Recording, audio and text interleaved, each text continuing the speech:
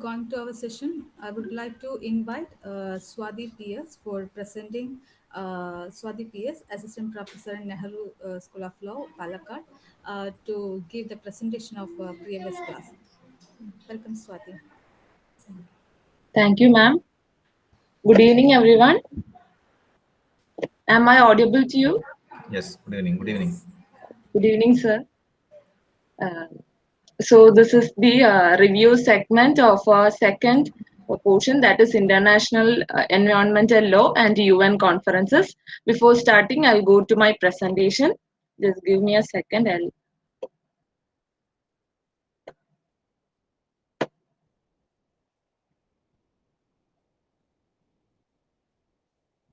Is it visible?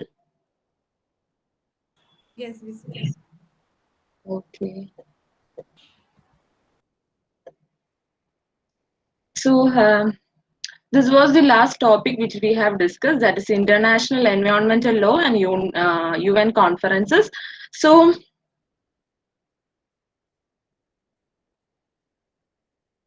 So to start with, we know that June 5th is celebrated as the International Environmental Day. The reason why we are celebrating that particular day for the environment is that to remembrance of the Stockholm Conference, that is June 5, 1972, was this day where Stockholm Conference was declared. So that is why it is celebrated as World Environmental Day, and the theme, 2020 theme was Time for Nature. And in this year, the theme was reimagine, recreate, and restore it, also called ecosystem restoration. And so this year in 2021, it was Pakistan who was the global host for this particular program. And 2021 to 2030 is considered as a UN decade on ecosystem restoration. So along with June 5th as World Environmental Day, it is very important that we should know the importance of May 22. May 22 is International Day for Biological Diversity.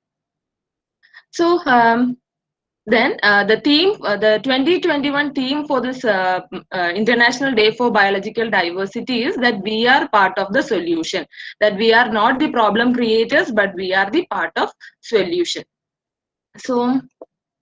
So coming to the aspect of international environmental law, we know that laws are municipal and it is international. So this International Environmental Law, or IEL, is a branch of public international law where it is an attempt, it is a concerns about controlling pollution and depletion of natural resources, and it also discuss mainly about sustainable development. Um, then the modern environmentalism, we can find the concept of modern environmentalism from the year 1970 only. And to find the trajectory of this environmental law, international environmental law, we can see that this environmental law has developed through treaties, conventions, and protocol. That is what we are going to discuss now. So before going to that, there are certain important disasters that which have created a serious environmental problem. That first one is Chernobyl disaster. Chernobyl nuclear power plant disaster, 1986. We know that it was a gas explosion resulting in a kind of radiation explosion. Then the second one is Sandoz chemical spill, 1986. Then other one was oils, Kuwait oil well was it was seriously damaged. Then in 1993, a Norwegian tanker was spilled where sulfuric acid was poured into the sea. And the last one was in the 2006, it's the glaciers of Greenland were melting twice as quickly as they were 5 years later. These are just mm, five important ones that I have mentioned, but there are lots of. Even today, there will be a number of disasters that takes place. So moving to the ancient attempts used for protecting our environment is, the first one we could identify is in 1933 London Convention, where they for the protection of flora and fauna, they convened a meeting. Then in 1940 Washington Convention, the 1946 International Convention on Regulation of Whaling, it was with regard to the animal whales. Then IUCN Convention, then 1963 Kenya. It was held in Kenya. So to start from 1900 to 1972, we can see that first convention has taken place in 1916. That is Convention for the Protection of Migratory Birds in the United States and Canada. It was relating to the protection of migratory birds. Then second one was 1940, Washington Convention on Nature Protection and Wildlife Preservation in Western Hemisphere. Then third one is regarding prevention of pollution of the sea by oil in 1954. Then African Convention on the Conservation of Nature and Natural Resources 1968, and the Ramsar Convention 1971. Sorry for the interference. Slide കൂടി ഒന്ന് change ആക്കിയെങ്കിൽ first സ്ലൈഡിൽ തന്നെ നിൽക്കുക. Oh, but I'm sorry, it's changing here. I'll try to present once more. Okay. How is it now?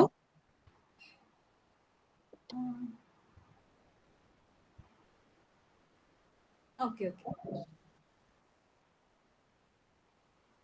Okay, so we were discussing from 1972 to 1992. So in that particular era, the first one we could say is 1972 Stockholm Conference, which is one of the important conferences which was held for the protection of our environment. It was United Nations Conference on Human Environment, and we know that this is the first international intergovernmental conferences for the protection of our environment, and the concept of sustainable development was also discussed in this particular convention. Then coming to the Vienna Convention of 1985, we know that Vienna Convention is known for the protection of ozone layer, and it was introduced in March 22, 1985. Apart from ozone layer protection, they also addressed global pollution problems. And when discussing about ozone layer, 16th September is known as World Ozone Day, and this year's theme is Ozone for Life, 36 years of ozone layer protection. Then coming to the next one is Law of the Sea Convention 1982. So the Law of the Sea Convention is also called as United Nations Convention on the Law of Seas, that is UNCLOS. And it was in this particular convention that the marine areas were divided into 5 zones, that is internal waters, territorial sea, contiguous zone, exclusive economic zone, and the high seas. And this UNCLOS is the only international convention which is stipulating a framework regarding the jurisdiction of maritime spaces. And this particular convention took place in Jamaica. Coming to the next one, Montreal Protocol of 1987, we know that Montreal Protocol is regarding the ozone depleting substances, that is ODS, like the production, consumption and emission of ozone depleting substances is what dealt under Montreal Protocol. And it was signed in 1987. Even though it was signed in 1987, it came into force only in 1989. And I have listed certain ODS substances there, that is like chlorofluorocarbon, hydrochlorofluorocarbon, carbon tetrachloride, methyl chloroform, hydrofluorocarbon, halons, etc. So, and this Montreal Protocol is special in the sense that it is the first treaty to be ratified by every country in the world. And it was only in the year 1992 that India became a signatory to this particular protocol. And to deal about the amendments which has taken place in this Montreal Protocol, there are 5 amendments, and the latest one is 2019 Kigali Amendment. And in this Kigali Amendment, through that Kigali Amendment, Montreal Protocol has emerged as a powerful tool to fight global warming. And in order to be a party to Montreal Protocol, it is necessary that that particular country should have ratified Vienna Convention. And the next one is Basel Convention of 1989. So Basel Convention is with regard to the transboundary movement of hazardous waste, to reduce the movement of hazardous waste between nations. That was the reason why this particular convention was brought forth. So it was it was in the year 1989, 22nd March. It was opened for signature, and it came into force on 1992 May 5th. We have 187 parties there, and but one of the main criticism that we can identify in Basel Convention is that it does not address the movement of radioactive waste. And so the main concept of Basel Convention, or the main reason why this particular convention is introduced, is to ban on transboundary movement of hazardous waste from developed countries to less developed countries. Then the next one is Rio Conference of 1992. It was held in Rio de Janeiro, Brazil, and under UNCED, United Nations Conference on Environment and Development. So the result of Rio Conference is that five important other conventions was made in that. That is Convention on Biological Diversity, UNFCCC, then United Nations Convention to Combat Desertification, Rio Declaration on Environment and Development, Agenda 21, and certain forest principles.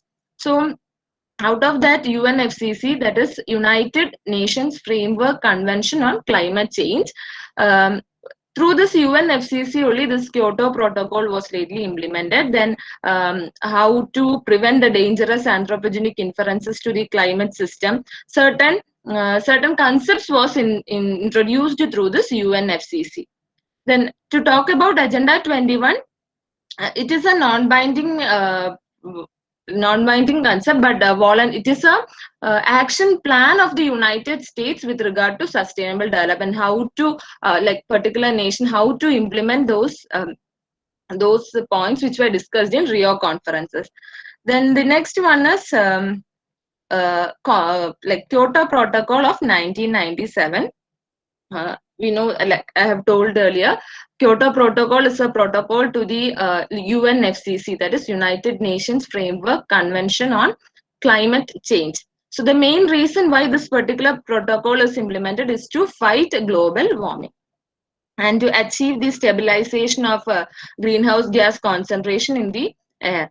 And this protocol was initially adopted in 1997 and entered into force only on 2005. And we could see that many of the states or many of the nations are taking measures to reduce greenhouse effect with reference to this Kyoto Protocol.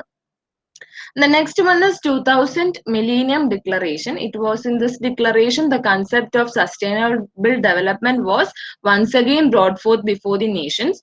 And this particular declaration was adopted by 189 countries. And through this United Nations Millennium Summit of 2000, 8 measurable development goals was brought forth. That is the Millennium Development Goals.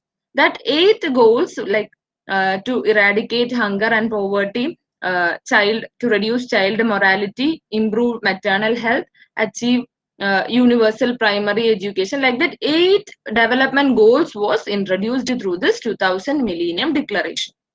Along with this 8 Millennium Development Goals, there were 18 targets, then 48 indicators to measure the results, and the target year was 2015. And when we check the data of 2015, they were saying that many of the nations are they are developing in the sense of 2000, the goals which they have set in 2000 Millennium Declaration. Then coming to the next one, that is United Nations Conference on Sustainable Development. We could also call it as Rio 2012 or Rio 20 or Earth Summit 2012, because it is the third international conference which is dealing about the sustainable development. And this conference was initiated based on the remembrance of the Rio Declaration that we have, Rio Conference of 1992. So through this 2012 Rio conference, the states has renewed their commitment for a sustainable future, and now they have 192 member states in that. And some of the latest latest agreements are in 2016 we had a Paris Agreement. In that Paris Agreement, it was a legally binding international treaty on climate change, and their main goal was to limit the global warming below 2 degrees Celsius or like preferably to 1.5 degrees Celsius. Then we have UNEA, that is UN Environmental Assembly. It is the governing body of UN Environmental Program, and we could say it as the world's highest level decision making body on the environment. Then we have CSD, that is UN Commission on Sustainable Development. It is also established by the UN General Assembly in the year 1992 for the follow-up of Earth Summit. Then coming to the Brundtland Commission of 1983, Brundtland Commission is always famous for the definition that is provided to us, the definition of sustainable development that is provided to us. That is, the sustainable development is the development that meets the needs of the present without compromising the ability of future generations to meet their own needs. That is, the development should be there. It should be present for the future generations also.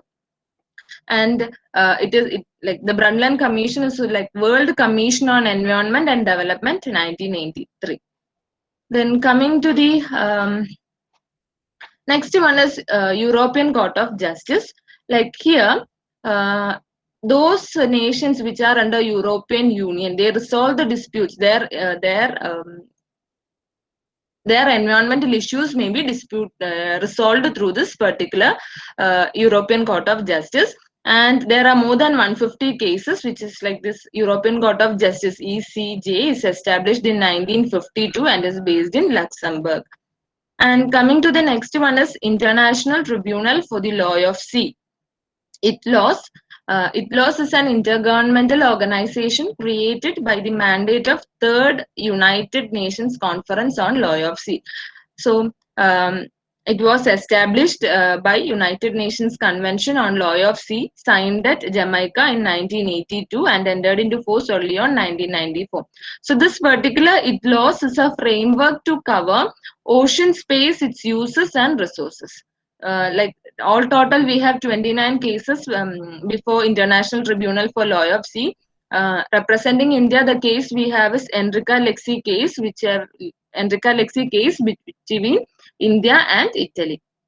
And some of the like extra things which I have added here is regarding TERI, that is the Energy and Resource Institute. They have developed a summit, that is World Sustainable Development Summit was held, and that summit was known as Delhi Sustainable Development Summit.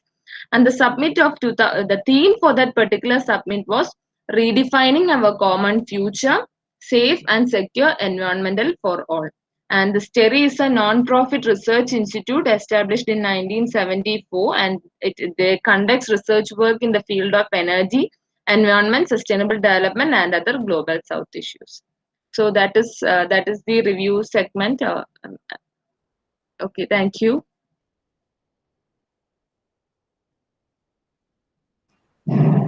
Thank you, Swati ma'am. Now I would like to invite our Ani sir to take the class. Over to you, sir. Thank you. Am I audible? Yes, sir. Okay. Anybody from outside Kerala? 1 second. Amruta, Bindu, Bhavisha, Deepthi, Gayatri, Jinisha, Jisha, Manju, Maria, Nisam, okay. Nasim Sain. Okay. I think. Vidyusar, നമസ്കാരം. നമസ്കാരം. ഒരു അരമണിക്കൂർ നേരത്തേക്ക് വന്നത്, അത്രയ്ക്ക് വേറെ പരിപാടി, 5:30 വേറെ പരിപാടി ഉണ്ട്. ആയിക്കോട്ടെ. Yes thank you. ചെയ്യാം. ക്ലാസ് വന്നവരെ മൊത്തമുള്ളൂ. കറക്റ്റ് 6:15 നമ്മൾ അവസാനിപ്പിക്കും. യെസ്.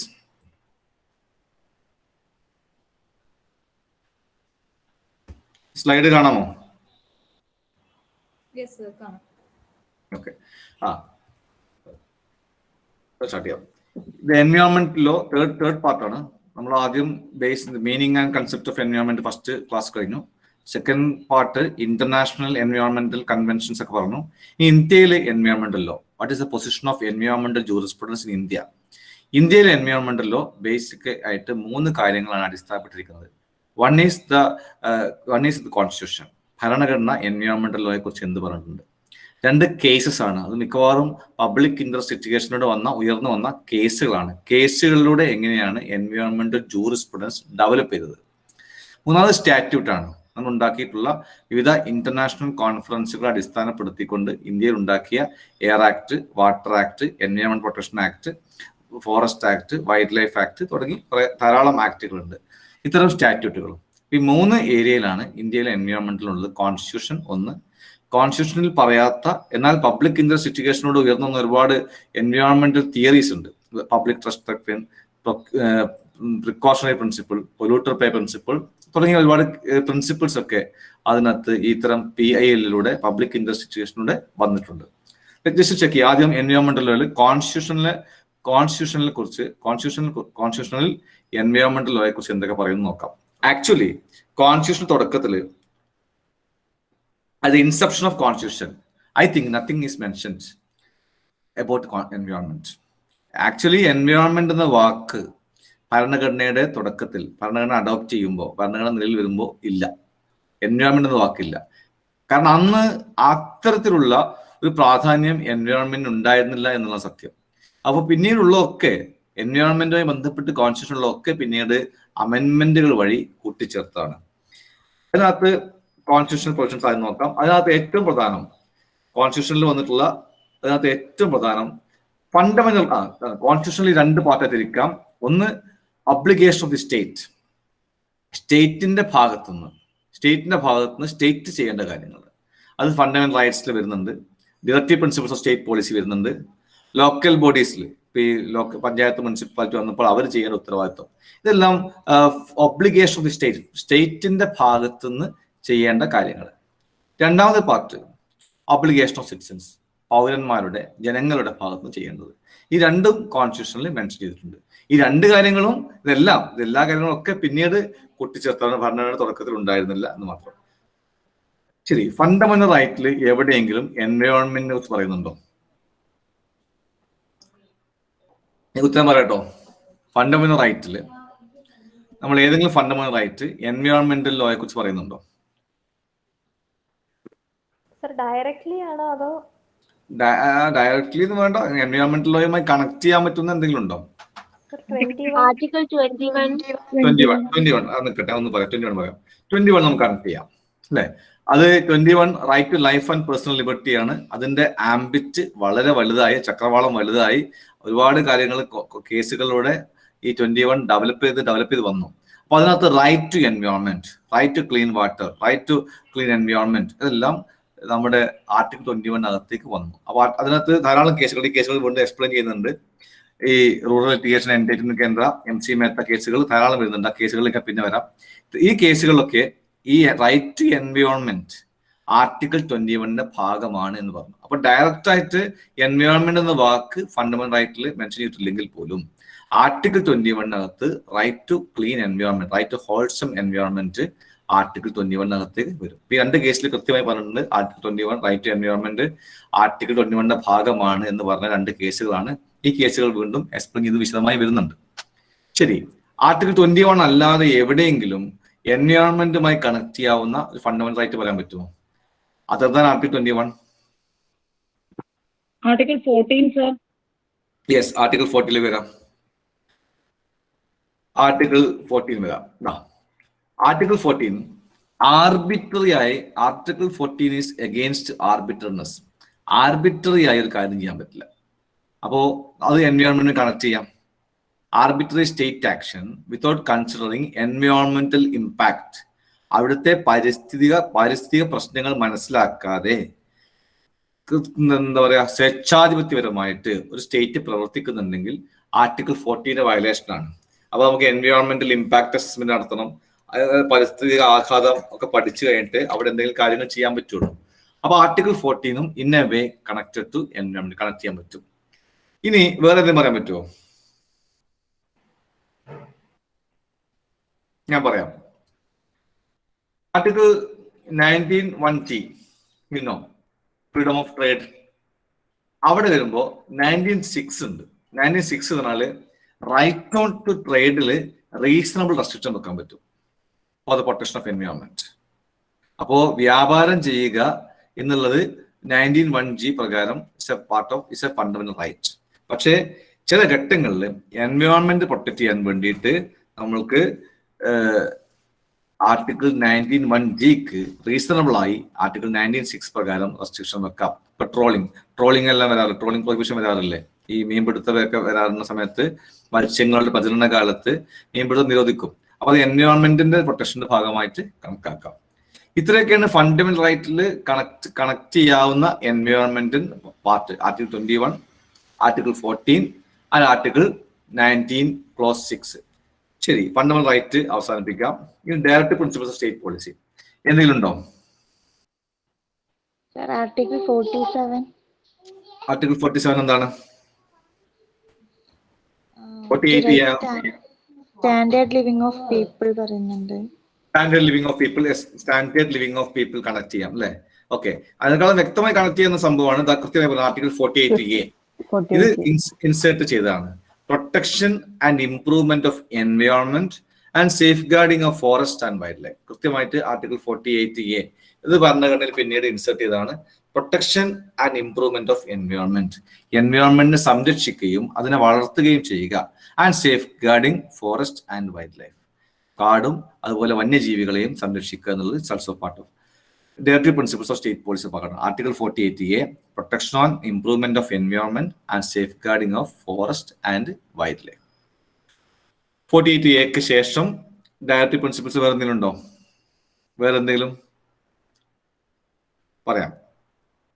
48 ഏതാണ്? എക്സാക്ട് വാക്ക് ഇതാണ്. The state shall endeavour to protect and improve the environment and to the forest and wildlife of the country. Clear ആണ്? എന്താണ് 48A പറയുന്നത്? 49 വന്നില്ലേ? 49 വന്നില്ലേ? എന്ത് ചോദിക്കാൻ വന്നോ? ഇല്ല സാർ, ഞാൻ 51G പറഞ്ഞതായിരുന്നു.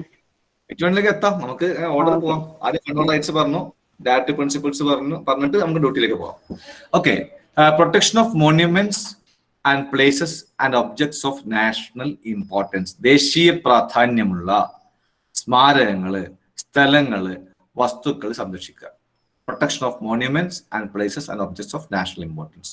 അപ്പൊ ഒരുപാട് ദേശീയ പാർക്കുകൾ ഉണ്ടാവും, നാഷണൽ പാർക്കുകൾ ഉണ്ടാവും, വന്യജീവി സങ്കേതങ്ങൾ ഉണ്ടാവും. ഇപ്പൊ ഗീർ വന്യജീവി സങ്കേതം ഗുജറാത്തില്, കാസിരംഗ വന്യജീവി സങ്കേതം ആസാമില്, അങ്ങനെ ധാരാളം വന്യജീവി സങ്കേതങ്ങളൊക്കെ ഉണ്ടാവും. അതൊക്കെ പ്രൊട്ടക്ട് ചെയ്യുക എന്നുള്ളത് സ്റ്റേറ്റിന്റെ ഉത്തരവാദിത്തമാണ്. ആർട്ടിക്കിൾ 49 എന്ന് പറയുന്നു. അപ്പോ 48Aയും 49ഉം. ശരി, ഇതാണ് 49 വായിക്കാം. It shall be the obligation of the state to protect every monument or place or object of artistic or historic interest, national importance, from spoliation, disfigurement, destruction, removal, disposal or export as the case may be. അതിനകത്ത് ഒരു ചെറിയ പോറൽ പോലും സംഭവിക്കാതെ ദേശീയ പ്രാധാന്യമുള്ള വസ്തുക്കളും ദേശീയ പ്രാധാന്യമുള്ള സ്മാരകങ്ങളും ദേശീയ പ്രാധാന്യമുള്ള സ്ഥലങ്ങളും സംരക്ഷിക്കുക എന്നുള്ളത് it's a part of this bound and duty of the state to protect the places, objects and monuments of national importance. Article 49. ഇത് നമ്മൾ നിങ്ങൾ പറഞ്ഞ 59 എത്ര പറഞ്ഞത് മാഡം? എത്ര പറഞ്ഞത്? 51G ഇതാ. അത് അപ്പൊ ആദ്യം രണ്ട് പറഞ്ഞു, ഫണ്ടമെന്റൽ റൈറ്റ്സും ഡയറക്റ്റീവ് പ്രിൻസിപ്പിൾസും സ്റ്റേറ്റിന്റെ ഉത്തരവാദിത്തമാണ്. ഇത് നമ്മുടെ ഉത്തരവാദിത്തമാണ്, ജനങ്ങളുടെ ഉത്തരവാദിത്തമാണ്. It shall be the duty of every citizen of India. 51A പിന്നെ G പറയുന്നു, to protect and improve the natural environment. സ്വാഭാവിക പരിസ്ഥിതിയെ സംരക്ഷിക്കണം, ഇൻക്ലൂഡിംഗ് ഫോറസ്റ്റ് കാടുകളെ, ലേക്സ് തടാകങ്ങളെ, റിവേഴ്സ് പുഴകളെ, ആൻഡ് വൈൽഡ് ലൈഫ് വന്യജീവികളെ. And to have compassion for living creatures. ജീവനുള്ള എല്ലാറ്റിനോടും സഹാനുഭൂതി ഉണ്ടാവുക എന്നുള്ളത് നമ്മുടെ ഉത്തരവാദിത്തമാണ്. ഈ നാട്ടിലെ കാടും പുഴകളും പിന്നെ തടാകങ്ങളും വന്യജീവികളെയും സംരക്ഷിക്കുക എന്നുള്ളത് നമ്മുടെ ഉത്തരവാദിത്തമാണ്. അതോടൊപ്പം ജീവനുള്ള എല്ലാറ്റിനോടും ഒരു സഹാനുഭൂതി ഉണ്ടാവുക എന്നുള്ളതും നമ്മുടെ ഉത്തരവാദിത്തമാണ്. ഇത്രയാണ് നമ്മുടെ കോൺസ്റ്റിറ്റ്യൂഷണൽ പാർട്ട് പറഞ്ഞിട്ടുള്ളത്. ഫണ്ടമെന്റൽ റൈറ്റ്സ് പറഞ്ഞു, ഡയറക്റ്റീവ് പ്രിൻസിപ്പിൾ സ്റ്റേറ്റ് പോളിസി പറഞ്ഞു, ഫണ്ടമെന്റൽ ഡ്യൂട്ടി പറഞ്ഞു, ഇനി ഇത് പിന്നീട് ഒന്നാണ് കേട്ടോ, പഞ്ചായത്തുകൾ ഡ്യൂട്ടി. ഇത് പിന്നീട് ഭരണഘടനയിൽ 73rd അമെന്റ്മെന്റിൽ വന്നതാണ്. അതിനകത്ത് 243G ആണ്. ഭരണഘടനയിലെ 243G 11ാമത് ഷെഡ്യൂളിൽ കൂട്ടിച്ചേർത്താണ് പഞ്ചായത്തുകൾ ചുമതല. പഞ്ചായത്തുകൾ ചുമതലയാണ് കൃഷി സംരക്ഷിക്കുക, സോയിൽ കൺസർവേഷൻ മണ്ണ് സംരക്ഷിക്കുക, ജല സംരക്ഷണം, വാട്ടർ ഷെഡ് ഡെവലപ്മെന്റ് നീർത്തട വികസനം, ഫിഷറീസ് മത്സ്യബന്ധനം, സോഷ്യൽ ഫോറസ്ട്രി സാമൂഹ്യ വനവൽക്കരണം, and farm forestry, minor forest produce, കുടിവെള്ളം drinking water, health and sanitation and maintenance of community assets. മിക്കവാറും എൻവയോൺമെന്റുമായി ബന്ധപ്പെട്ട കുറേ കാര്യങ്ങൾ പഞ്ചായത്തിന് ചുമതലയിലേക്ക് കൈമാറിയിട്ടുണ്ട്. അത് article 243G of the constitution ആണ്. ഭരണഘടനയുടെ 11ാമത്തെ ഷെഡ്യൂളിലാണ് ഈ പറഞ്ഞിട്ടുള്ള വസ്തുക്കളൊക്കെ വന്നിട്ടുള്ളത്. ക്ലിയർ ആയി എന്ന് വിചാരിക്കുന്നു. സ്പീഡ് കൂടിയോ? നിങ്ങൾ എഴുതുന്നുണ്ട്? എന്ത് ചെയ്യണത്? കുഴപ്പമില്ല. ഈ സ്പേസ് പോകാൻ പറ്റുമോ? സ്പീഡ് സ്ലോ കുഴപ്പമില്ല. ഞാൻ പറഞ്ഞു, കാരണം നമുക്ക് നെറ്റിന് പോയിന്റ് കിട്ടിയ പോലെ വിശദീകരിക്കേണ്ട സ്ഥലങ്ങൾ വിശദീകരിക്കാൻ ഇടപെട്ടോളൂ കേട്ടോ, കുഴപ്പമില്ല. ശരി, മുനിസിപ്പാലിറ്റി. അപ്പൊ ലോക്കൽ ബോഡിയിൽ പഞ്ചായത്തിന് കാര്യം പറഞ്ഞു. ഇനി മുനിസിപ്പാലിറ്റിയിലേക്കും വരുന്നുണ്ട്. പിന്നെ urban planning including town planning, regulation of land use, water supply. അപ്പോൾ ടൗൺ പ്ലാനിങ് അടക്കമുള്ള ഒരു പ്രദേശത്തെ എങ്ങനെയാണ് സ്ഥലത്ത് ഉപയോഗിക്കുക, ഇൻഡസ്ട്രിയൽ ഏരിയ ഏതാക്കണം, റെസിഡൻഷ്യൽ ഏരിയ ഏതാക്കണം, അതുപോലെ കൊമേഴ്സ്യൽ ഏരിയ ഏതാക്കണം, അതാണ് ടൗൺ പ്ലാനിങ്. വാട്ടർ സപ്ലൈ, കുടിവെള്ള വിതരണം, അതുപോലെ public health, sanitation, conservancy and solid waste management, waste സംവിധാനം, പിന്നെ public health, urban forestry, protection of the environment and promotion of ecological aspects. കണ്ടോ, പിന്നീട് വന്ന പഞ്ചായത്ത് മുനിസിപ്പാലിറ്റി ആക്ടുകളിൽ ഭരണഘടനാ ഭേദഗതിയിൽ കൃത്യമായിട്ട് പറഞ്ഞിട്ടുണ്ട് എന്തൊക്കെയാണ് വേണ്ടത് എൻവയോൺമെന്റുമായി ബന്ധപ്പെട്ട് പറഞ്ഞിട്ട്. ലാസ്റ്റ് നോക്കൂ, prevention of cruelty to animals, regulation of slaughter houses and tanneries. അപ്പോ ഇതൊക്കെ മുനിസിപ്പാലിറ്റി ചുമതലയാണ്. സ്ലോട്ടർ ഹൗസുകൾ, അറവുശാലകൾ, മൃഗങ്ങളുള്ള ക്രൂരത തടയുന്ന ഇത്തരം വിഷയങ്ങളൊക്കെ. അപ്പോ നമ്മൾ ഏകദേശം 5 ഏരിയ പറഞ്ഞു. ഒന്ന്, കോൺസ്റ്റിറ്റ്യൂഷനിലെ ഫണ്ടമെന്റൽ റൈറ്റിൽ ഏതൊക്കെ പറഞ്ഞു? Article 21, article 14 and article 19 clause 6. ഇത് ഫണ്ടമെന്റൽ റൈറ്റ് പറഞ്ഞു. Directive principle state policy article 48A, അത് ഫോറസ്റ്റിനെയും വൈൽഡ് ലൈഫ് സംരക്ഷിക്കുന്നതാണ്. ആർട്ടിക്കിൾ 49 അത് ഹിസ്റ്റോറിക്കൽ മോണ്യുമെന്റ്സ് ആണ്. പിന്നെ നമ്മൾ നേരെ ഡയറക്റ്റീവ് ഫണ്ടമെന്റൽ ഡ്യൂട്ടിയിലേക്ക് പോയി, 51Gയിലേക്ക് പോയി. അത് ഓരോ മനുഷ്യനും ഉത്തരവാദിത്തമുണ്ട്, ഓരോ പൗരനും ഉത്തരവാദിത്തമുണ്ട്. കാടിനെയും പ്രകൃതിയെയും പുഴകളെയും തടാകങ്ങളെയും വന്യജീവികളെയും ജീവനുള്ള എല്ലാറ്റിനോടും സഹാനുഭൂതി ഉണ്ടാവുക എന്ന് ഓരോ പൗരന്റെയും ചുമതലയാണ് ഫണ്ടമെന്റൽ ഡ്യൂട്ടി. പിന്നെ പഞ്ചായത്തിന്റെ ഡ്യൂട്ടികൾ പറഞ്ഞു, മുനിസിപ്പാലിറ്റി ഡ്യൂട്ടി വന്നു. ഇത്രയാണ് ഭരണഘടനയിൽ കൃത്യമായിട്ട് വ്യക്തമായിട്ട് എൻവയോൺമെന്റിനെ കുറിച്ച് പറഞ്ഞ ഭാഗങ്ങൾ. ഇനിയുള്ള അടുത്തൊരു ഭാഗം, ഭരണഘടനയിൽ പറഞ്ഞിട്ടുള്ള ആർട്ടിക്കിൾ 32ന്റെയും 226ന്റെയും അടിസ്ഥാനത്തിൽ വന്നിട്ടുള്ള നിരവധി കേസുകളിലൂടെയാണ് എൻവയോൺമെന്റൽ ജൂറിസ്പ്രുഡൻസ് ഇന്ത്യയിൽ ധാരാളമായിട്ടുണ്ടായത്. Public interest ലിറ്റിഗേഷനിലൂടെയാണ്. അത് നിങ്ങൾക്കറിയാം, ആർട്ടിക്കിൾ 32 സുപ്രീം കോർട്ടിലും ആർട്ടിക്കിൾ 226 ഹൈക്കോർട്ടിലും കൂടി ധാരാളം പൊതു താല്പര്യ ഹർജികൾ ഉണ്ടായി. ലോക്കസ് സ്റ്റാൻഡി പ്രിൻസിപ്പിൾ ഉണ്ടല്ലോ, ആർക്കാണോ പരാതി ഉള്ളത് അയാൾ മാത്രം കേസ് കൊടുക്കുക എന്നുള്ള കൺസെപ്റ്റ് മാറിയിട്ട് കാടിന് വേണ്ടി, പുഴകൾക്ക് വേണ്ടി, വന്യജീവികൾക്ക് വേണ്ടി, മൃഗങ്ങൾക്ക് വേണ്ടി ഒക്കെ ആളുകൾ പരാതി കൊടുക്കാൻ തുടങ്ങി. ലോക്കസ് സ്റ്റാൻഡി പ്രിൻസിപ്പിൾ എന്ന് എലാബറേറ്റ് ചെയ്തു, ഡെവലപ്പ് ചെയ്തു. അത് ആർക്കും കേസ് കൊടുക്കാത്ത അവസ്ഥയിലേക്ക് എത്തി. പിന്നെ liberalisation of locus standi principle liberalise ചെയ്തു. ഏത് വ്യക്തിക്ക് കേസ് കൊടുക്കാവുന്ന അവസ്ഥയിലെത്തി. ക്ലാസ് ആക്ഷൻ, ഏതെങ്കിലും ഒരു കൂട്ടർക്ക് വേണ്ടിയിട്ട് ഒരു വ്യക്തിക്ക് കേസ് കൊടുക്കാവുന്ന അവസ്ഥയിലും കാര്യങ്ങൾ എത്തി. ഇന്ത്യയിൽ ആദ്യത്തെ പൊതു താല്പര്യ ഹർജി ഏതാണെന്ന് അറിയോ?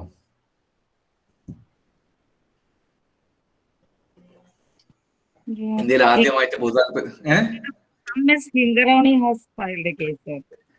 ഏതാണ്? മനസ്സിലായില്ല, ക്ലിയർ ആയില്ല.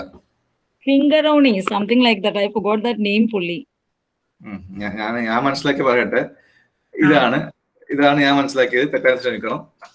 Mumbai Kamgar Sabha versus Abdulla ഫൈസുല്ല bye 1976. First ഞാൻ മനസ്സിലാക്കി കേട്ടോ, തെറ്റാൻ തെറ്റണം.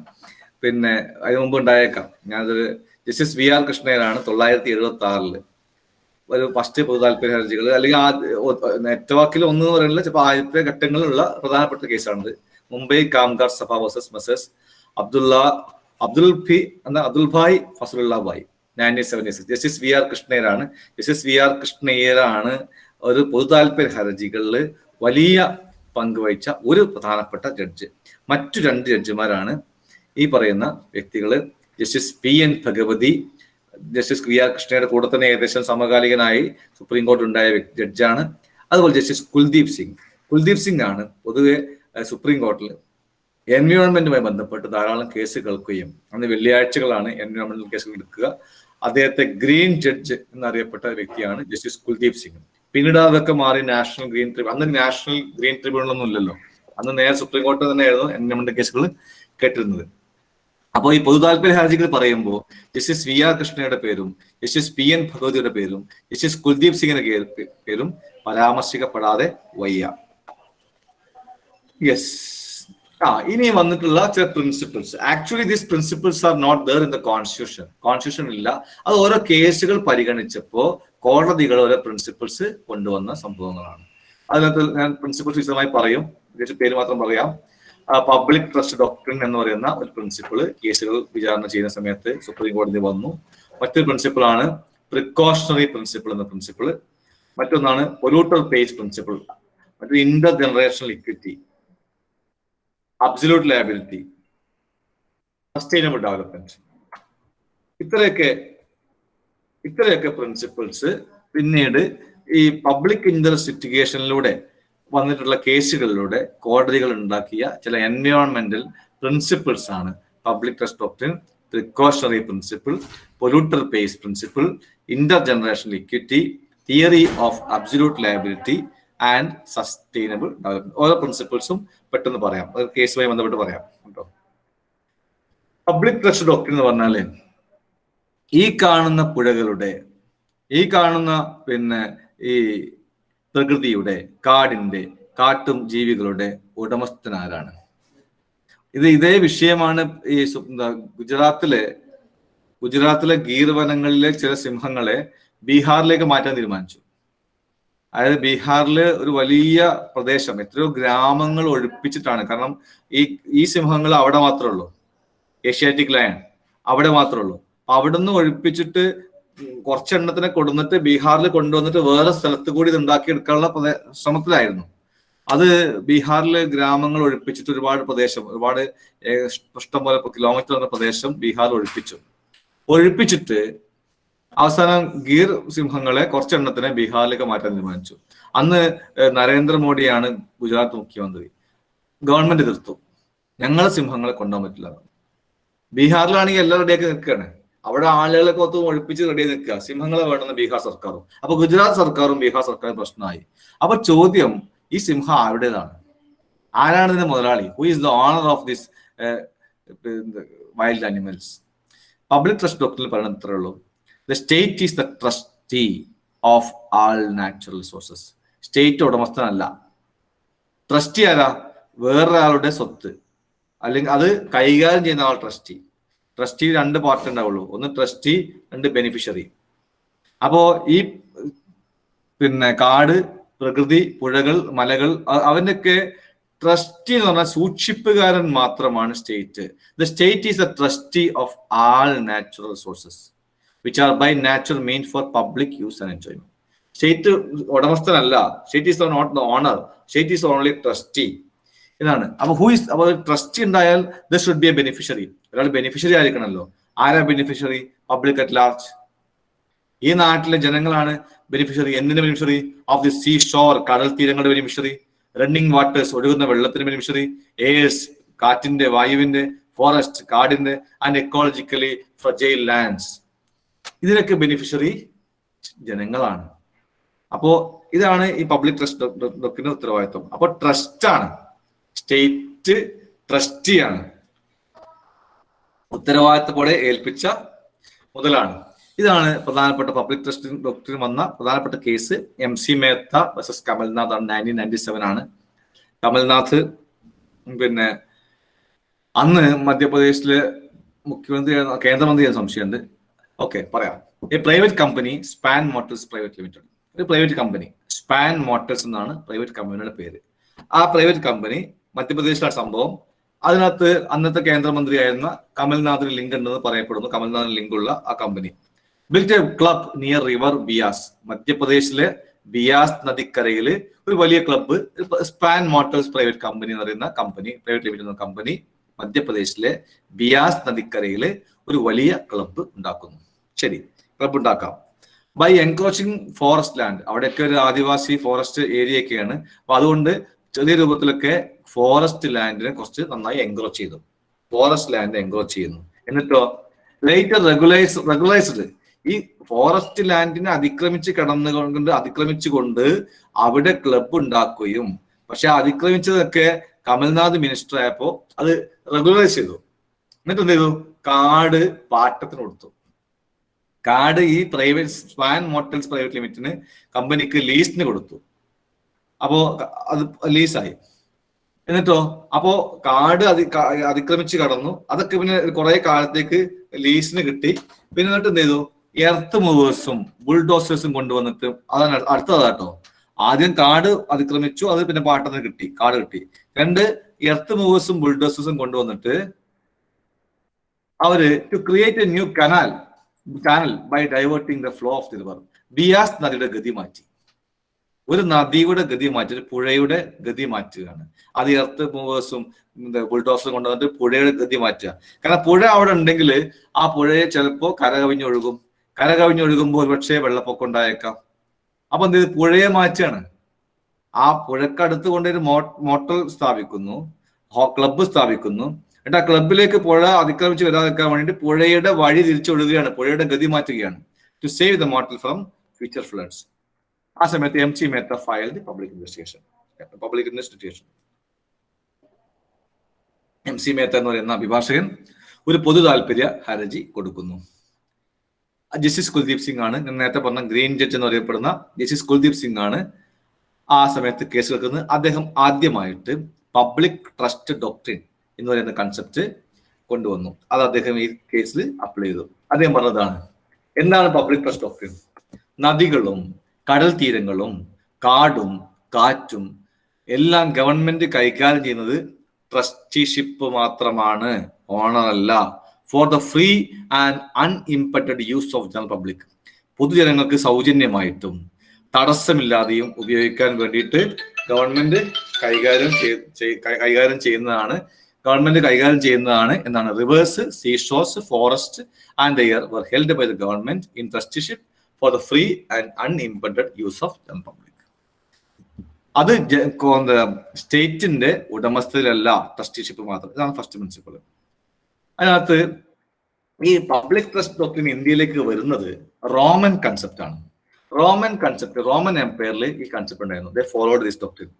റസ് നള്ളിയസ് എന്ന കൺസെപ്റ്റ് ഉണ്ട്. റസ് നള്ളിയസ് എന്ന് പറഞ്ഞാല് ആരുടേതും അല്ല, ഓൺഡ് ബൈ നോ വൺ. അതിന് മുതലാളി ഇല്ല, അതിന് ഓണർ ഇല്ല. അതുപോലെ റസ് കമ്മ്യൂണിയൻസ്, എവരി വൺ ഇൻ കോമൺ, എല്ലാവർക്കും ഉപയോഗിക്കാം.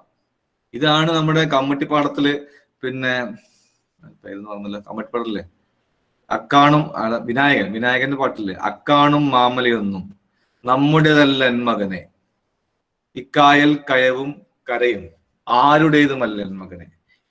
അത് ഒരു എന്താ, പിന്നെ പുഴപുലികൾ ഒരുപാട് പേരുണ്ട്. അതൊന്നും ആരുടേതും അല്ല, നമ്മൾ പ്രകൃതിയുടെ ഭാഗം മാത്രമാണ്. അത് ഒരാളുടെ അല്ല, ഒരു വ്യക്തിയുടെ അല്ല. അപ്പൊ നമ്മൾ ഭൂമിയിൽ ഉപയോഗിക്കുന്നു, നിങ്ങൾ പുഴ ഉപയോഗിക്കുന്നു, പുഴ നിങ്ങളുടേതല്ല, പുഴ ഗവൺമെന്റും അല്ല. റസ് നള്ളിയേഴ്സ് എന്ന് പറഞ്ഞാൽ owned by no one. Res communes എന്ന് പറഞ്ഞാൽ everyone in common. Justice Kuldip Singh explain ചെയ്യുന്നു, the state is the trustee of all natural resources. State എല്ലാ നാച്ചുറൽ റിസോഴ്സിന്റെയും ട്രസ്റ്റി മാത്രമാണ്. Which are by nature meant for public use and enjoyment. അത് ജനങ്ങളുടെ ഉപയോഗത്തിന് വേണ്ടിയുള്ളതാണ്. Public at large is the beneficiary of the seashore, running water, air, forest and ecological fragile lands എന്ന് justice Kuldip Singh ആ കേസിൽ പറഞ്ഞതാണ്. 3 പ്രിൻസിപ്പിളാണ് പബ്ലിക് ട്രസ്റ്റ് ഡോക്ട്രിനിലെ 3 പ്രിൻസിപ്പിളാണ്. ഒന്ന്, it must be available for use by general public. ഒരാൾ തടയാൻ പറ്റില്ല, ഒരു പ്രത്യേക വിഭാഗത്തെ, ഒരു പ്രത്യേക ജനവിഭാഗത്തെ അത് ഉപയോഗിച്ച് തടയാൻ പറ്റില്ല. അത് ജാതി ആയിക്കോട്ടെ, മതമായിക്കോട്ടെ, വിദ്യാഭ്യാസ യോഗ്യത ആയിക്കോട്ടെ, പ്രാദേശികത ആയിക്കോട്ടെ, നിങ്ങൾ ആ പുഴ ഉപയോഗിക്കാൻ പാടില്ല, ഇത് ഒരു തടയാൻ പാടില്ല. Must be available for use by general public. ഒന്ന്. രണ്ട്, the property may not be sold, വിൽക്കാൻ പാടില്ല. Even for a fair cash. ഇതിനെങ്ങനെ ഈക്വലന്റ് ആയ ഫെയർ ക്യാഷ് ഉണ്ടാകുന്നത്? ഒരു തരി മണ്ണുണ്ടാകാൻ എത്ര കാലം വേണം? എത്ര ആയിരം വർഷങ്ങളുടെ പ്രവർത്തന ഫലമായിട്ടാണ് ഒരു തരി മണ്ണുണ്ടാകുന്നത്? അപ്പൊ property may not be sold even for a fair cash equivalent. എത്ര പൈസ കിട്ടിയാലും, തുല്യമായ പൈസ കിട്ടിയാലും വിൽക്കാൻ പാടില്ല. മൂന്ന്, property must be maintained for particular types of uses. Maintain ചെയ്യണം. ഏതൊക്കെ ആവശ്യങ്ങൾക്ക് വേണ്ടി ഉപയോഗിക്കാം, ഏതൊക്കെ ആവശ്യങ്ങൾക്ക് വേണ്ടി ഉപയോഗിക്കാൻ പാടില്ല എന്നുകൊണ്ട് മെയിൻറ്റെയിൻ ചെയ്യണം. യൂസുകൾ എന്തൊക്കെയാണെന്ന് തീരുമാനിക്കാം. ഇതാണ് ഈ പബ്ലിക് ട്രസ്റ്റ് ഡോക്ട്രിന്റെ 3 പ്രിൻസിപ്പിൾ. ഒരു കേസ് 1997 ഇത് വന്നത്, MC മെത്തോസസ് കമൽനാഥ് കേസ് വന്നത്. 99 തന്നെ വീണ്ടും ഒരു കേസ് പബ്ലിക് ട്രസ്റ്റ് ഡോക്ട്രിൻ വന്നു. സുപ്രീം കോടതി applied public trust doctrine in MI builders RS Sahu കേസിൽ പറഞ്ഞു. അതായത് മുനിസിപ്പൽ കോർപ്പറേഷൻ, ലക്നോ മുനിസിപ്പൽ കോർപ്പറേഷനും ഒരു പ്രൈവറ്റ് ബിൽഡറും തമ്മിൽ കരാറ്. Lucknow municipal corporation and private builder അവർ തമ്മിൽ ഒരു അഗ്രിമെന്റ് ആണ്. എന്താ agreement? A park of historical importance, ചരിത്ര പ്രാധാന്യമുള്ള ഒരു പാർക്ക്.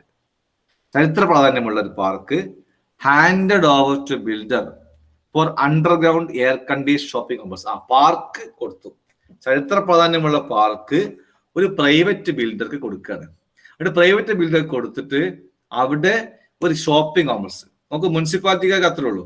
അവർക്ക് അതിന്റെ ചരിത്രപരമായ പ്രാധാന്യം അറിയില്ല, പ്രൈവറ്റ് പാർക്കിന്റെ താല്പര്യം അറിയില്ല. അവർക്ക് ആവശ്യം ഷോപ്പിംഗ് കോംപ്ലക്സ് ആണ്. Hand over to builder for underground air condition shopping complex. The convention of corporation was that park would amount. ആ പാർക്ക് ഉള്ളതുകൊണ്ട് ഭയങ്കര തടസ്സമാണ്, ട്രാഫിക് തടസ്സമാണ്. ധാരാളം ആളുകൾ പാർക്ക് കാണാൻ വരുന്നു. ആ പാർക്കിലുകൊണ്ട് വാഹനങ്ങൾ പാർക്ക് ചെയ്യുന്നു. വാഹനങ്ങൾ പാർക്ക് ചെയ്തതുകൊണ്ട് അവിടെ മൊത്തം ട്രാഫിക് തടസ്സമാണ്, കൺജഷൻ ഉണ്ട്. അപ്പൊ അതുകൊണ്ടാണ് ആ പാർക്ക് ഒഴിവാക്കിയിട്ട് അവിടെ ഷോപ്പിംഗ് കോംപ്ലക്സ് ആക്കണം. ഇതാണ് ഒരു പ്രൈവറ്റ് വ്യക്തിയുമായിട്ട് കൊടുത്ത ഒരു, ഈ സത്യത്തിൽ മുനിസിപ്പൽ കോർപ്പറേഷൻ എന്ത് അധികാരമാണുള്ളത്? അവരെ കീഴിലുള്ള പാർക്കായിരിക്കും. പക്ഷെ അവരുടെ കീഴിലെ പാർക്ക് വിൽക്കാനുള്ള അധികാരം അവർക്കുണ്ടോ? അത് കൈമാറുള്ള അധികാരം ഉണ്ടോ? ഇതാണ് കേസ് ഉണ്ടായത്. Case The court held shopping complex would also amount to congestion.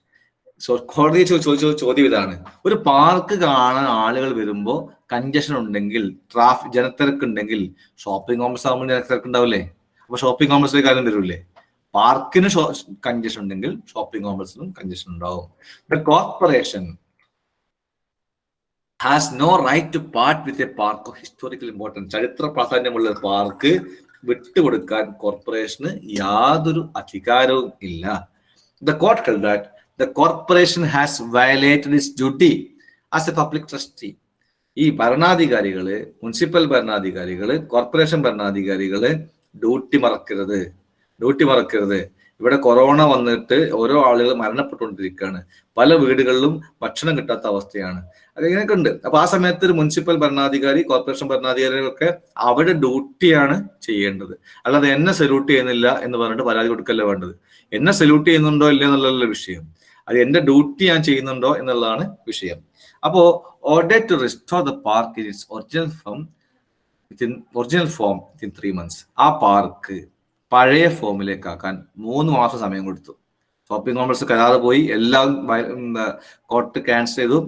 Park പഴയ രൂപത്തിലുള്ള പാർക്കാക്കാൻ 3 months ടൈം കൊടുത്തു. ഇതാണ് കേസ്. കോടതി പറഞ്ഞു, ഈ MI ബിൽഡേഴ്സ് കേസാണ്. Each generation should be required to conserve the diversity of the natural resources. ഓരോ തലമുറക്കും ഭാവിയിലേക്ക് ഇത് കൺസേർവ് ചെയ്യേണ്ട ചുമതലയുണ്ട്.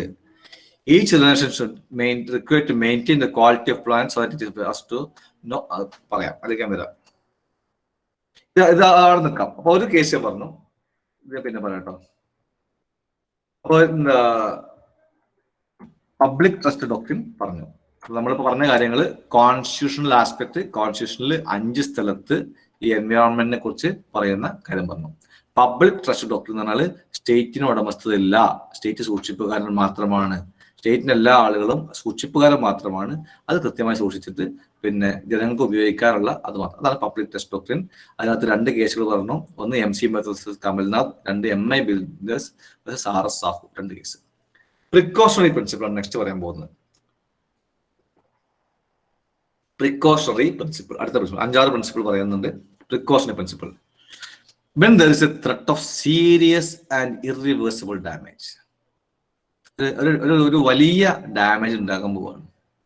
ഇറിവേഴ്സിബിൾ, അത് പഴയ പോലെ ആക്കാൻ പറ്റൂല. ലാക്ക് ഓഫ് സയന്റിഫിക് സെർട്ടനിറ്റി, അതിനകത്ത് കൃത്യമായ ശാസ്ത്രീയമായ ഒന്നും നോക്കേണ്ട ആവശ്യമില്ല. Should not be used as a reason for postponing measures.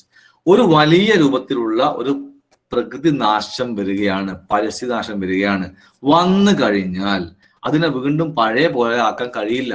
അങ്ങനെ ഘട്ടം വരികയാണ്. പിന്നെ അതിന് മൊത്തം ശാസ്ത്രീയമായ പഠനങ്ങൾ പിന്നാലെ പോകണ്ട, അതൊന്നും പിന്നാലെ പോകണ്ട, പെട്ടെന്ന് ആക്ഷൻ എടുക്കണം. അപ്പോൾ വരുന്നതിന് മുമ്പ് തടയാം. ഇതാണ് precautionary principle. The onus of proof is on the actor or the developer or the industrialist.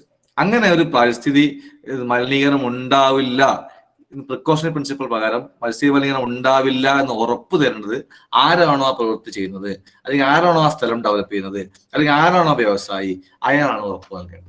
ഇതാണ് പ്രിക്കോഷണറി പ്രിൻസിപ്പിൾ പറയുന്നത്. അപ്പോ ഒരു പ്രിക്കോഷണറി പ്രിൻസിപ്പിൾ സാധാരണ നിലക്ക് പരിസ്ഥിതി നാശം വന്നു കഴിഞ്ഞാലേ കോടതി ഇടപെടുള്ളൂ. അതായത് മുമ്പേ ഇടപെടാം. ഇതാണ് കോടതി എടുത്ത നിലപാട്. ഇതാണ് പ്രിക്കോഷണറി പ്രിൻസിപ്പിൾ. അതിനകത്ത് പ്രിക്കോഷണറി പ്രിൻസിപ്പിൾ മറ്റൊരു കൺസെപ്റ്റ് ഉണ്ട്, as principles of assimilative capacity.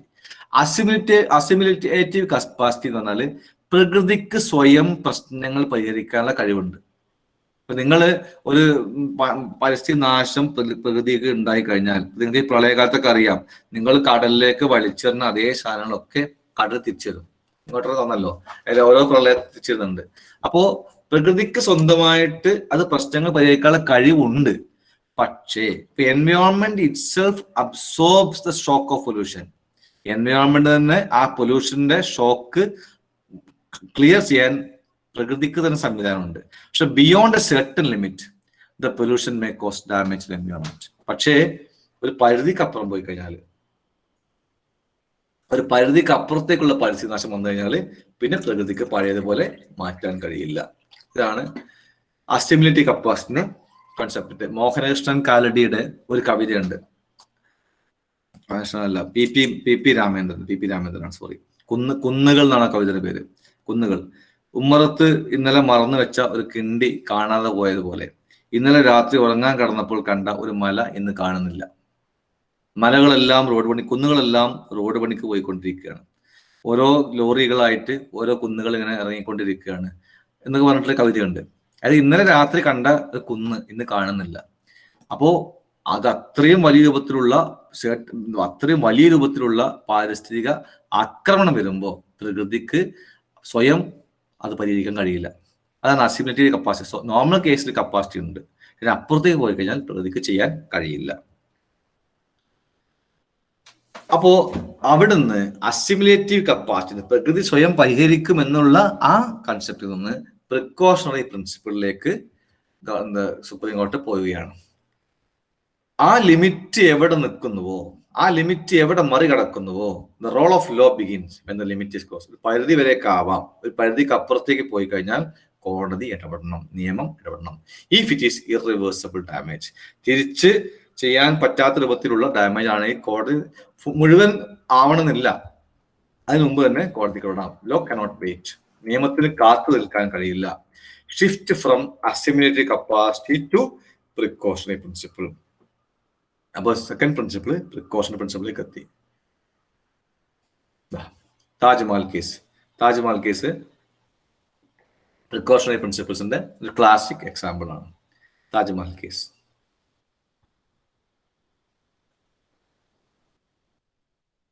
Taj trapezium refers to an area of 10,400 square kilometers. Taj നിൽക്കുന്ന മൊത്തം ഏരിയ അത്ര ദൂരം ഉണ്ട്. It covers 5 districts in the region of Agra. ആഗ്രയിലെ 5 ഡിസ്ട്രിക്റ്റുകൾ കൂടി ചേർന്ന സ്ഥലത്തെയാണ് താജ് ട്രപ്പീസിയം സോൺ TTZ എന്ന് പറയുന്നത്. ആഗ്രയിലെ 5 ഡിസ്ട്രിക്ട്സ് ആണത്. Taj Mahal is the best example of Mughal architecture in India. ഇന്ത്യയിലെ മുഗൾ സംസ്കാരത്തിന്റെ, മുഗൾ കലാ സംസ്കാരത്തിന്റെ പ്രധാനപ്പെട്ട എക്സാമ്പിൾ, മകുട ഉദാഹരണമാണ് താജ്.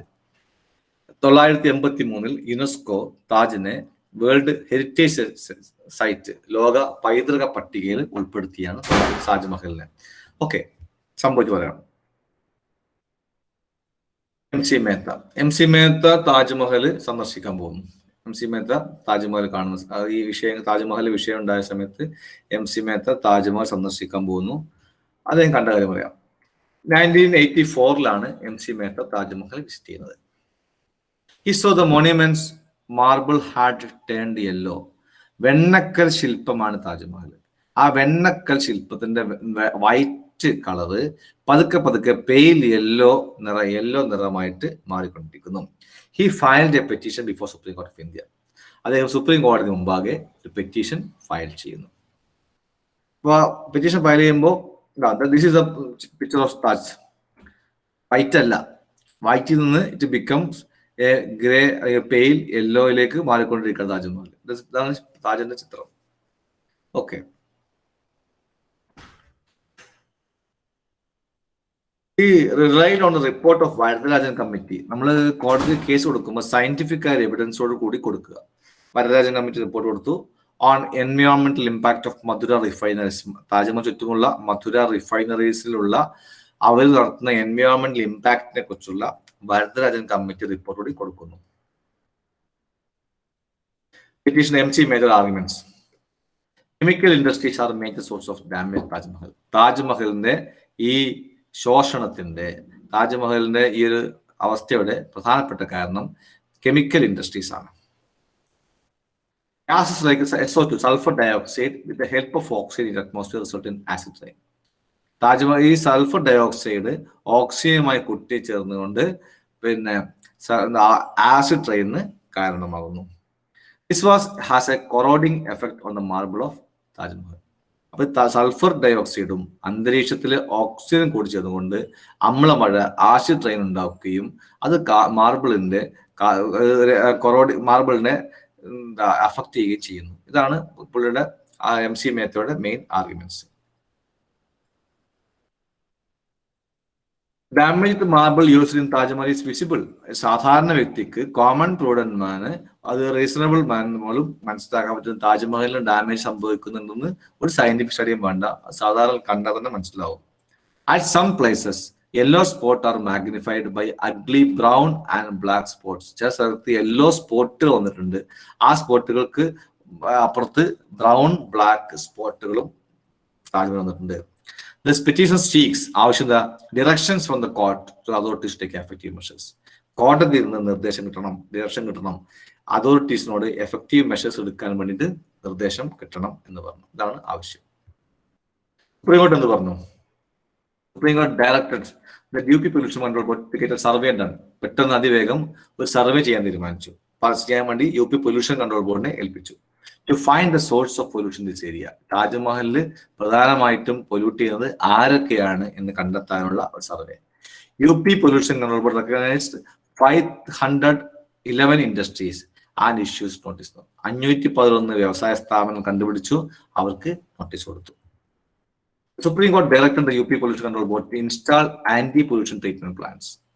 അവിടേക്ക് ആന്റി പൊല്യൂഷൻ ട്രീറ്റ്മെന്റ് പ്ലാന്റ്, പൊല്യൂഷന് തടയുന്ന രൂപത്തിലുള്ള ട്രീറ്റ്മെന്റ് പ്ലാന്റ് സ്ഥാപിക്കാൻ വേണ്ടി അവരോട് ആവശ്യപ്പെട്ടു. Main industries installed plants. പല ഇൻഡസ്ട്രീസും പ്ലാന്റ് ഇൻസ്റ്റാൾ ചെയ്തു. മെയിൻ ഇൻഡസ്ട്രീസ് റീലൊക്കേറ്റഡ്, കുറച്ചൊക്കെ പോയി. കാരണം പ്ലാന്റ് ഇൻസ്റ്റാൾ ചെയ്യാതെ എക്സ്പെൻസ് ഒഴിവാക്കി ഈ സമയത്ത് കുറെ ടീം അവിടുന്ന് മാറി വേറെ സ്ഥലത്തേക്ക് പോയി. ബാക്കിയുള്ളവരോട് അടച്ചു കൂടാൻ ആവശ്യപ്പെട്ടു. സം ഇൻഡസ്ട്രീസ്, കാരണം പ്ലാന്റ് ഇൻസ്റ്റാൾ ചെയ്യുന്നില്ല, അവിടെ റീലൊക്കേറ്റ് ചെയ്യുന്നില്ല, അങ്ങനെ ആളുകളോട് അത് ക്ലോസ് ചെയ്യാൻ വേണ്ടി ആവശ്യപ്പെട്ടു. ഇതാണ് ഈ കേസിൽ, താജ്മഹൽ കേസിൽ കോടതി പ്രധാനമായിട്ടും ബേസ് ചെയ്തത് Vellore citizens forum versus union of India എന്ന കേസിനെയാണ്. അതിനകത്ത് 2 പ്രിൻസിപ്പിൾ വന്നിട്ടുണ്ട്. ഒന്ന് പൊല്യൂട്ടർ പേസ് പ്രിൻസിപ്പിൾസും, 2 പ്രിക്കോഷണറി പ്രിൻസിപ്പിളും. അപ്പൊ നമ്മൾ 2 പ്രിൻസിപ്പിൾ പറഞ്ഞു. ഒന്ന് public trust doctrine, 2 precautionary principle. ഒരു സംഭവം പൂർണ്ണമായിട്ട് പരിസ്ഥിതിനാശം വരേണ്ട ആവശ്യമില്ല, തുടക്കമുണ്ടെങ്കിൽ പോലും നമുക്ക് ചെയ്യാം. ഈ 2 പ്രിൻസിപ്പിൾ ഉപയോഗിച്ച ഒരു കേസാണ് ഇനി പറയാൻ പോകുന്ന വെല്ലൂർ സിറ്റിസൺ ഫോറം കേസ്. ഈ 2 പ്രിൻസിപ്പിൾ ഉണ്ട്. പൊല്യൂട്ടർ പേസ് പ്രിൻസിപ്പിളും ഉണ്ട്, പ്രിക്കോഷണറി പ്രിൻസിപ്പിൾസും ഉണ്ട്. അപ്പൊ നമുക്ക് ഇതിലൂടെ കാര്യമായിട്ട് പ്രിക്കോഷണറി പറഞ്ഞ സ്ഥിതിക്ക് പൊല്യൂട്ടർ പേസ് പ്രിൻസിപ്പിൾ നോക്കാം. Vellore citizens welfare forum versus union of India. തമിഴ്നാട്ടിലാണ്. തമിഴ്നാട്ടിലെ വെല്ലൂരിൽ 584 തുകൽ ഫാക്ടറികൾ, untreated effluents into agriculture land. ആ തുകൽ ഫാക്ടറികളിലെ വേസ്റ്റ് കൃഷിസ്ഥലത്തേക്ക് ഒഴുക്കി വിടുന്നു. അത് അവസാനം എവിടെ എത്തുന്നു? Finally reach to river Palar. Palar നദിയിലേക്ക് എത്തുന്നു. Palar river is the main source of water supply in Tamil Nadu. തമിഴ്നാട്ടിലെ പ്രധാനപ്പെട്ട വാട്ടർ സപ്ലൈ. അപ്പോ TN agriculture university conducted survey. Tamil Nadu കാർഷിക യൂണിവേഴ്സിറ്റി കണ്ടക്ടഡ് എ സർവേ.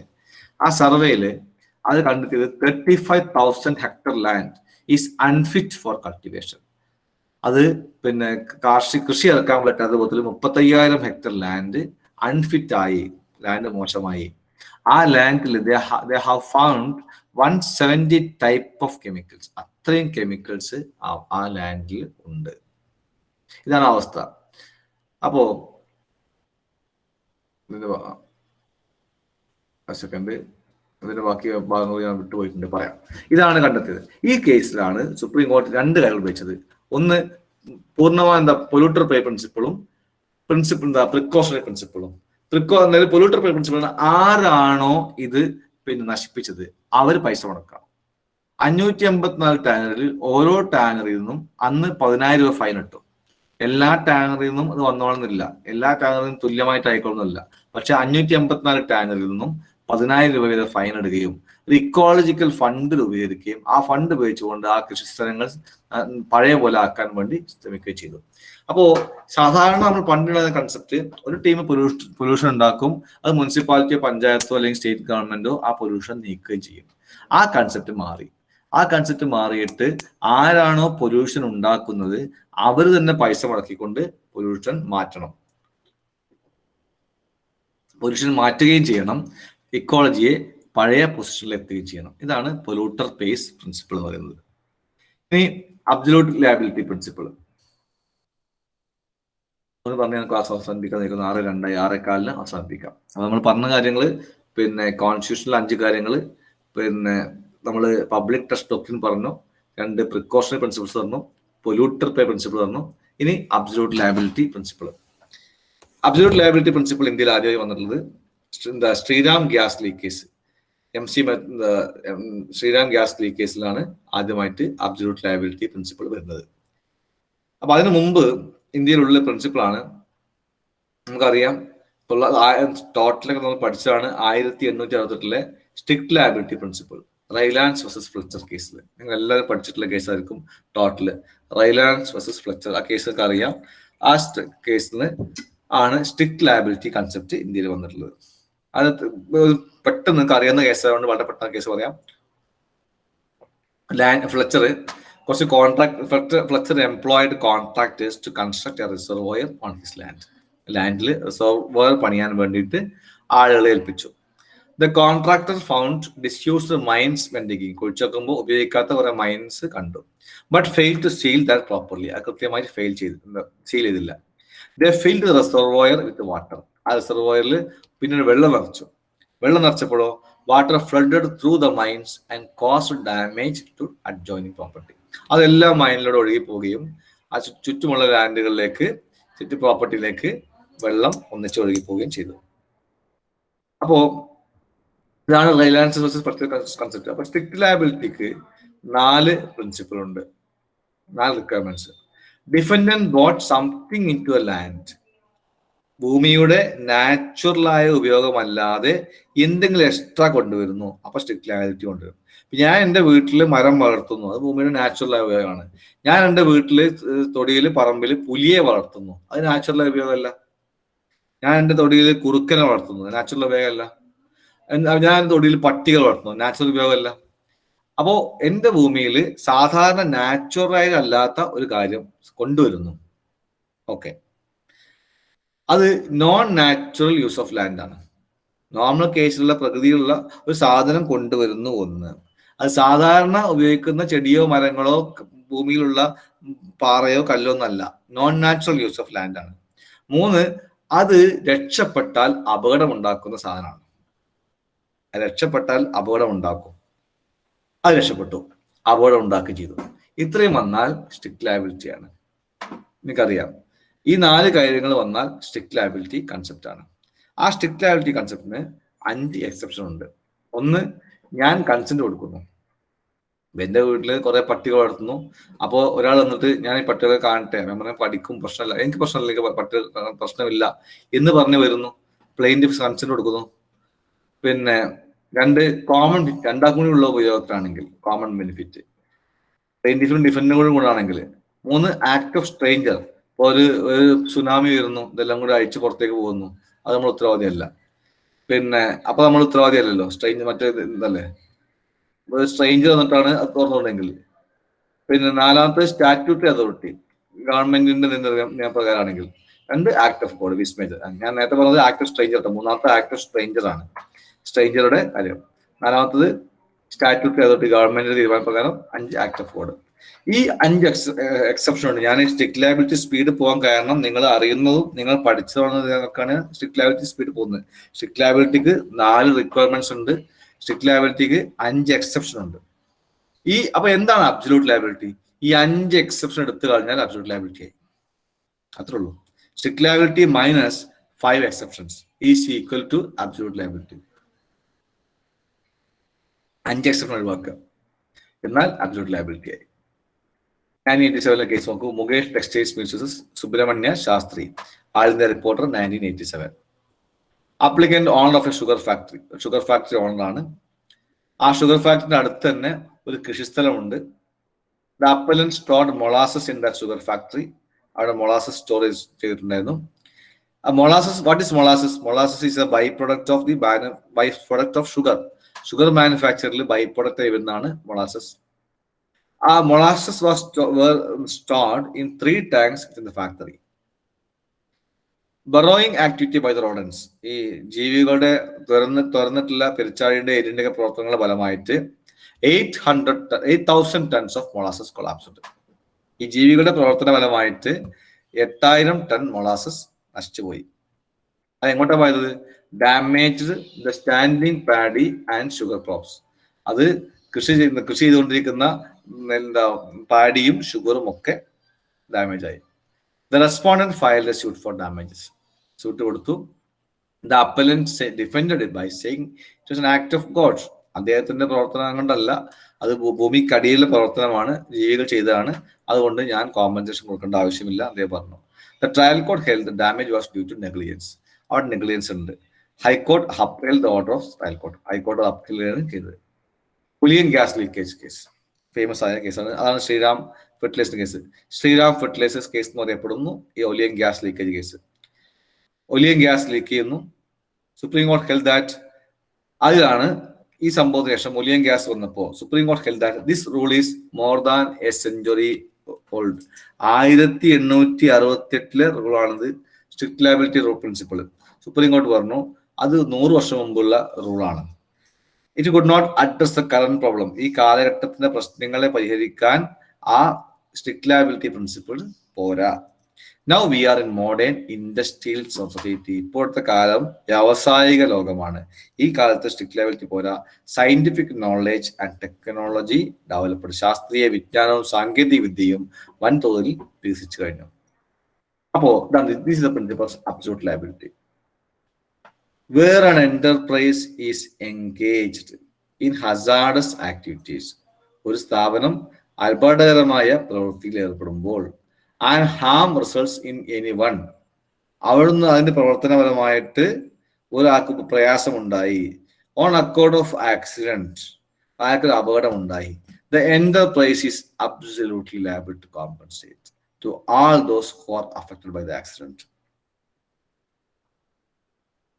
ഒരു സ്ഥാപനം പ്രവർത്തിച്ചതിന്റെ ഫലമായിട്ട് വേറൊരാൾക്ക് അപകടമുണ്ടായാൽ ആ സ്ഥാപനം സമ്പൂർണ്ണ ഉത്തരവാദിയാണ്. അതുകൊണ്ട് അപകടമുണ്ടായാൽ ആ സ്ഥാപനം കോമ്പൻസേറ്റ് ചെയ്യാൻ ബാധ്യസ്ഥരാണ്. പിന്നെയാണത് യാതൊരു ന്യായവുമില്ല, യാതൊരു എക്സെപ്ഷനും ഇല്ല. ഇതാണ് അബ്സല്യൂട്ട് ലയബിലിറ്റി പ്രിൻസിപ്പിൾ. അപ്പൊ അബ്സല്യൂട്ട് ലയബിലിറ്റി പ്രിൻസിപ്പിൾ എന്ന് പറഞ്ഞാൽ സ്ട്രിക്ട് ലയബിലിറ്റിന്റെ ഒരു പടി കടന്ന പ്രിൻസിപ്പിളാണ്. സ്ട്രിക്ട് ലയബിലിറ്റി എക്സെപ്ഷൻ ഒഴിവാക്കുക, ഒരു എക്സെപ്ഷനും ഇല്ല, ഒരു കണ്ടീഷനും ഇല്ല. അത് അപകടം ഉണ്ടായോ എങ്കിൽ നഷ്ടപരിഹാരം കൊടുക്കണം, വേറൊന്നുമില്ല. അത് ആരാണോ ഉത്തരവാദി എന്നും ചോദിക്കുന്നില്ല. Indian Council for Environment Legal Action versus union of India sludge case എന്ന് പറയും, popular known as sludge case. അവര് ഹൈഡ്രോക്ലോറിക് ആസിഡ് ഉണ്ടാക്കുന്ന ഒരു കമ്പനിയായിരുന്നു, manufacture of H acid. Then stop production. Company കുറെ കാലം കഴിഞ്ഞപ്പോൾ പ്രൊഡക്ഷൻ നിർത്തി. പക്ഷെ പ്രൊഡക്ഷൻ നിർത്തിയിട്ട് sludge was remain for a long time. ആ പ്രദേശത്ത് അത് അതുപോലെ അതിന്റെ വേസ്റ്റ് ഒക്കെ അതുപോലെ കിടക്കുകയാണ്. നാട്ടുമ്പുറമായിരിക്കും, ഗ്രാമപ്രദേശമായിരിക്കും. ഈ ഡിസ്ട്രോയ് ദ ഹോൾ വില്ലേജ്. ഒരു ഗ്രാമത്തെ മൊത്തം നശിപ്പിച്ചു. സ്പ്രെഡിങ് ഡിസീസ്, അത് അസുഖങ്ങൾ ധാരാളമായിട്ട് പടർന്നു. മരണങ്ങൾ ധാരാളം ഉണ്ടായി, ദുരന്തങ്ങൾ ധാരാളം ഉണ്ടായി. The court emphasise the principles of absolute liability. കോടതി പറഞ്ഞു, ഞങ്ങൾ ഫാക്ടറി നിർത്തിയിട്ടുണ്ട്, ഞങ്ങൾ പോയിട്ടുണ്ട്, ഇനിയുള്ളത് ഞങ്ങൾ ഉത്തരവാദിയല്ല. പക്ഷെ കോടതി പറഞ്ഞു, യു ആർ അബ്സല്യൂട്ട്ലി ലയബിൾ. നിങ്ങളുടെ ഫാക്ടറിയിൽ നിന്നാണോ ഈ പ്രശ്നം ഉണ്ടായത്, you are absolutely liable. The court held industries are absolutely liable. വ്യവസായ സ്ഥാപനം പൂർണ്ണമായിട്ടും ഉത്തരവാദിയാണ്. Dispose the sludge immediately. അതിവേഗം ആ സ്ലെഡ്ജ് അവിടുന്ന് മാറ്റണം. The industry is responsible for loss and suffering of the villages. ആദ്യം ചെയ്യേണ്ട കാര്യം അവിടെയുള്ള സ്ലെഡ്ജ്, ഇത് നമുക്ക് വേണമെങ്കിൽ പിന്നെ പൊല്യൂട്ടർ പേ പ്രിൻസിപ്പിൾ ഉപയോഗിക്കാം, അബ്സല്യൂട്ട് ലയബിലിറ്റി പ്രിൻസിപ്പിൾ ഉപയോഗിക്കാം, പൊല്യൂട്ടർ പേ പ്രിൻസിപ്പിൾസ് ഉപയോഗിക്കാം. കാരണം ആ സ്ലെഡ്ജ് അതിവേഗം മാറ്റണം. നിങ്ങളാണ് ഉത്തരവാദി. നിങ്ങൾ ചെയ്തത് നിങ്ങൾ മാറ്റുക. പിന്നെയോ ആ നാട്ടിൽ ജനങ്ങളുടെ, ഗ്രാമീണരുടെ ലോസ്, നഷ്ടത്തിനും വേദനയ്ക്കും ഉത്തരവാദി നിങ്ങൾ മാത്രമാണ്. അപ്പൊ എത്രയാണ് നഷ്ടപരിഹാരം കൊടുക്കേണ്ടത്, അത് സുപ്രീം കോടതി പറഞ്ഞിട്ടില്ല. അത് സിവിൽ കോർട്ട് കേസ് കൊടുക്കട്ടെ. സിവിൽ കോർട്ട് കേസ് കൊടുത്തിട്ട് നഷ്ടപരിഹാരം സിവിൽ കോടതികൾ തീരുമാനിക്കട്ടെ എന്നാണ് പറഞ്ഞിട്ടുള്ളത്. ഇത് പറഞ്ഞ് അവസാനിപ്പിക്കുക. ലാസ്റ്റ് കേസ് കേട്ടോ, അത് 3 മിനിറ്റ് കൂടി സമയമുള്ളൂ. അപ്പോൾ ലിറ്റർ പേ ഒന്നും വരുന്നുണ്ടല്ലേ.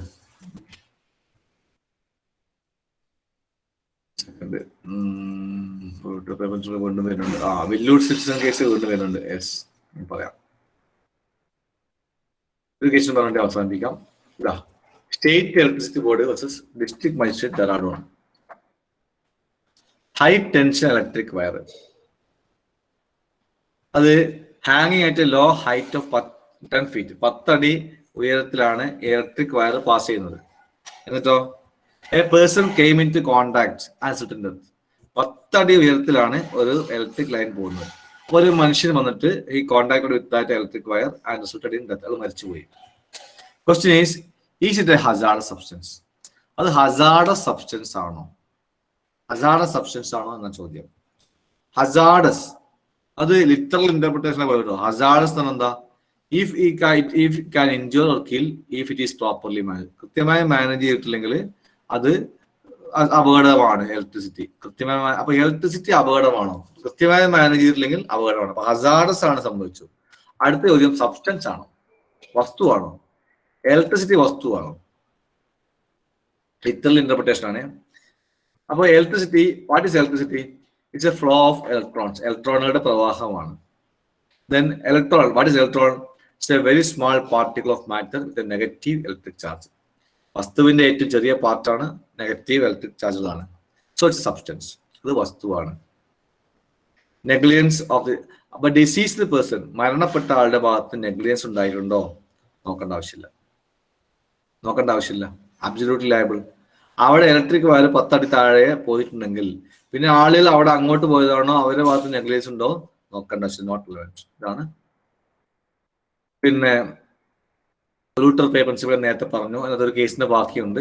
ഇന്ത്യൻ കൗൺസിൽ ഫോർ, നമ്മൾ ആ HRCT കേസ് പറഞ്ഞു. അടുത്ത് Vellore citizens welfare forum versus India, നേരത്തെ പറഞ്ഞ കേസാണ്. അതിന്റെ ബാക്കി ഭാഗം വേണ്ട. അതാണ് നേരത്തെ പറഞ്ഞില്ലേ. ഇത്രയും ഞാൻ പറഞ്ഞു. ഇവിടെ ഇത്രയും പറഞ്ഞിട്ട് നേരത്തെ കേസ് പറഞ്ഞിട്ടുണ്ട് പൊല്യൂട്ടർ പേ പ്രിൻസിപ്പിൾസിൽ. ഇതാണ് ആ റിവർ, പാലാർ നദി ആട്ടത്. This is the Palar river. Palar നദിയാണത്.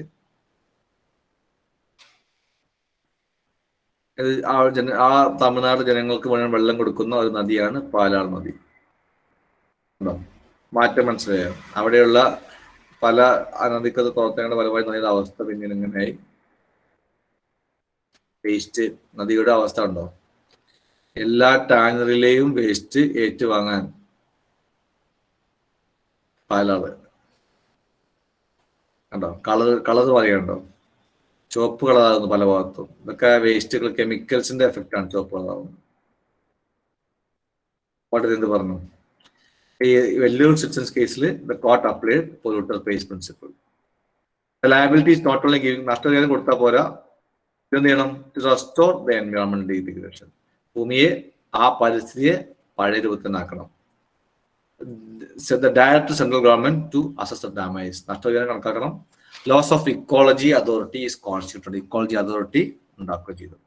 Also enforce the pollution of 10,000 rupees each in all taluks. 6 ഡിസ്ട്രിക്റ്റിലെ എല്ലാ ടാലന്റിൽ നിന്നും 10,000 രൂപ വാങ്ങാനും തീരുമാനിച്ചു. Yes, it is 6:15. I am stopping my presentation now. If you want to ask any question, you can ask.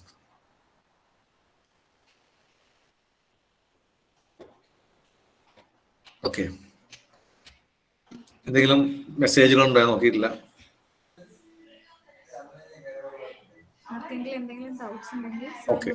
ചോദിക്കാം.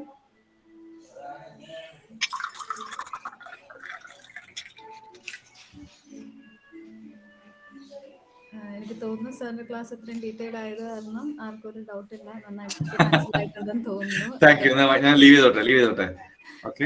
Thank you so much. Thank you all. ഞാൻ പറഞ്ഞിട്ടുള്ള കാര്യം കോൺസ്റ്റിറ്റ്യൂഷൻ പാർട്ട് പറഞ്ഞു. ഈ പ്രധാനപ്പെട്ട ഡോക്ടറിന് പറഞ്ഞത് ഇന്റർ ജനറേഷണൽ ഇക്വിറ്റി മാത്രം പറയാനുണ്ട്. നെക്സ്റ്റ് ക്ലാസ് പറയാം. അതിന് ഞാൻ ഈ ഒരു ഏരിയ കഴിഞ്ഞു. പിന്നെ ബാക്കി നെക്സ്റ്റ് ക്ലാസ് പറയാം കേട്ടോ. Thank you all. Thank you very much. Thank you. Okay.